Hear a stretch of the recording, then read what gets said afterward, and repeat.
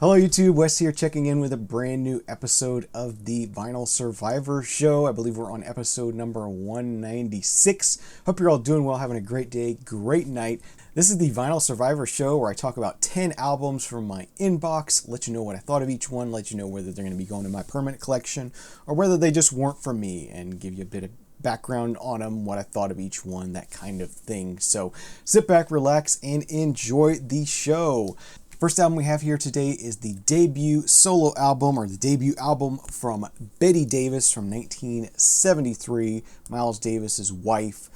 This is a funk album.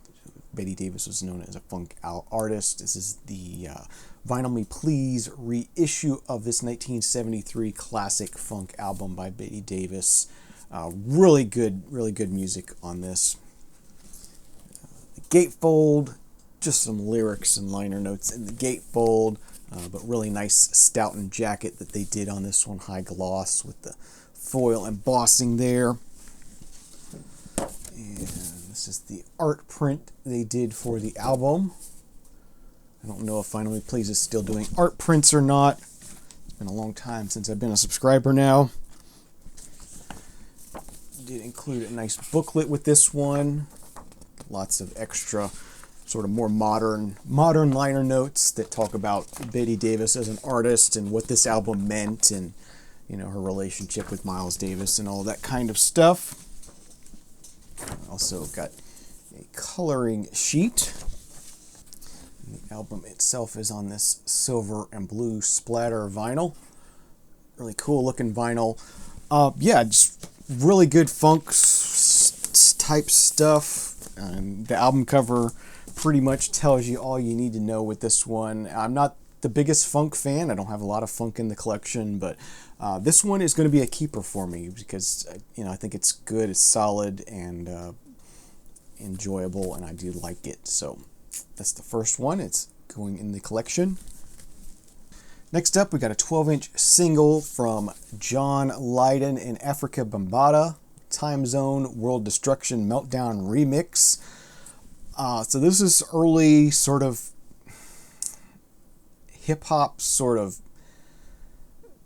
mix kind of DJ kind of music, I guess was the best way to put it. It might be sort of associated with like a early kind of techno kind of music, although it's more on the hip-hop sort of sample-based kind of side of things. Produced by Bill Laswell, who is a jazz artist. Pretty interesting stuff.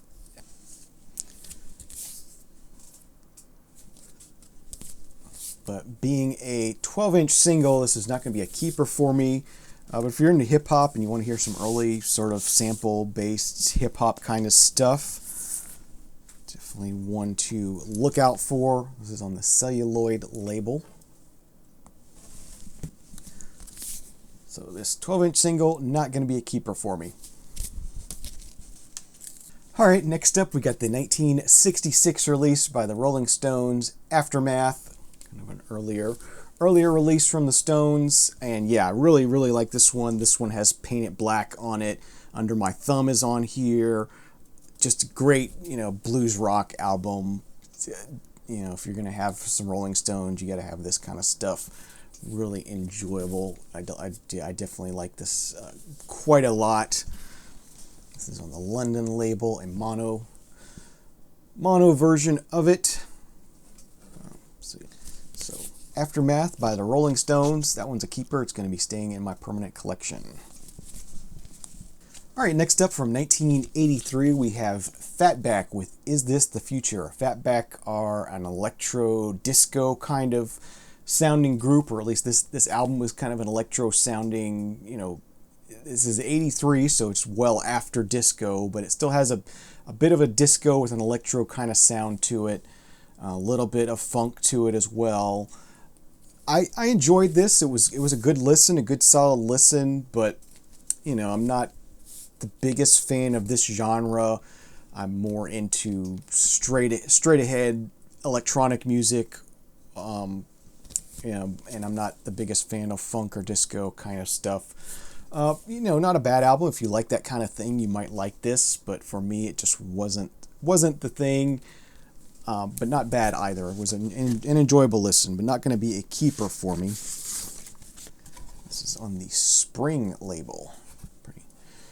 Pretty neat label. Haven't seen that one before. So Fatback, Is This the Future? Not bad. I didn't hate it, didn't dislike it, but didn't like it enough to keep it. So that one is not going to be a keeper for me. All right, next up, we got another one from the Stones. This is Big Hits, High Tide, and Green Grass. This is the very first greatest hits sort of compilation for the Rolling Stones. They did many over the years. They've had many albums and many hits, but this is the first one. This is another mono release. It's nice to have that. You got a gatefold here with a booklet inside. Let's see here. There we go. Gatefold and several pages in this book, but there's that. Let's see what all's on here. I can't get no satisfaction. Time on my side. It's all over now. Nervous breakdown. Get off my cloud, not fade away. Play with fire. Yeah, killer stuff again on that orange mono London label. So yeah, for now I enjoy having this Rolling Stone stuff in the collection, and you know, I'm going to be keeping these around as I do pull them out from time to time and spin them. Really enjoyable to listen to this stuff on vinyl. So that's a keeper for me. All right, next up, moving all the way up to 2017, and we have the Black Angels with Death Song. And this kind of fits in fairly well with the Rolling Stones. This is psychedelic rock, but it's a modern version. But I think if you played these back to back, it would go pretty well. Yeah, just some heavy psychedelic kind of stuff. The album cover kind of tells you all you need to know. I really do like the Black Angels, and yeah, if you want to get into some modern psych, this is definitely a good one to look out for. I definitely like this album. I do like the artwork quite a bit as well. This one has this creepy poster that comes with it. I'll show you one of the inner sleeves. It kind of continues on with the art here. So that's one of the inner sleeves. There's a 2 LP set, so a little bit longer. They do some long sort of jammier kind of psychedelic kind of stuff. Very heavy again, as I said, psychedelic kind of stuff. There's one of the LPs there. So yeah, Black Angels, Death Song, going to be going in my collection. I already do have several Black Angels albums back there, and I got some more in the inbox to get to, so that one's going to be a keeper for me. All right, next up we got Don McLean's third album from 1972 is the year on this one. It's a self-titled album. Again, third album. It's good. It's a solid, Don McLean is a folk artist. This is a good, solid folk album. I enjoyed it. I didn't hate it, but I didn't love it either. This one's on the United Artists label.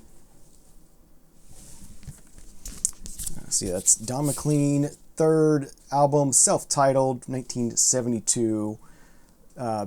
Didn't dislike it, but didn't like it enough to keep it. Just a solid folk album, good listen, and yeah, I can stream this if I want. All right, next up, the third and final Rolling Stones album for this episode at least. We have 1969's Let It Bleed, classic album from Rolling Stones, Gimme Shelter, Midnight Rambler, the album title, yeah, just You Can't Always Get What You Want is on here. Just a great Rolling Stones album. This is a really nice copy of it. I think this was in shrink when I got it. But yeah, really nice copy of Let It Bleed by the Rolling Stones. And yeah, this is absolutely a keeper for me. 1969. This is a stereo copy at this point. I'm sure the mono, if there even is a mono, I think there is a mono of this, but stereo is much more common. And yeah, really nice to have this. So Rolling Stones, Let It Bleed, 1969. That's a keeper that's going to be going in my permanent collection. Okay, next up, moving on to 1996. Don't get too much 90s vinyl here in the collection. This is a reissue from Vinyl Me Please in 2017. This is Fiona Apple's debut album, Title. Classic debut album by Fiona Apple. Great artist, great art pop kind of artist. And yeah, this is a classic album. And it was really a big deal when Vinyl Me Please reissued this, and I was glad to get a copy of my own. I'm glad to have this in the collection. Really cool, sounds incredible on vinyl. Yeah, this is a great sounding pressing as well. Really awesome that they did this. So it has a really nice booklet in it with lyrics, photos, and whatnot.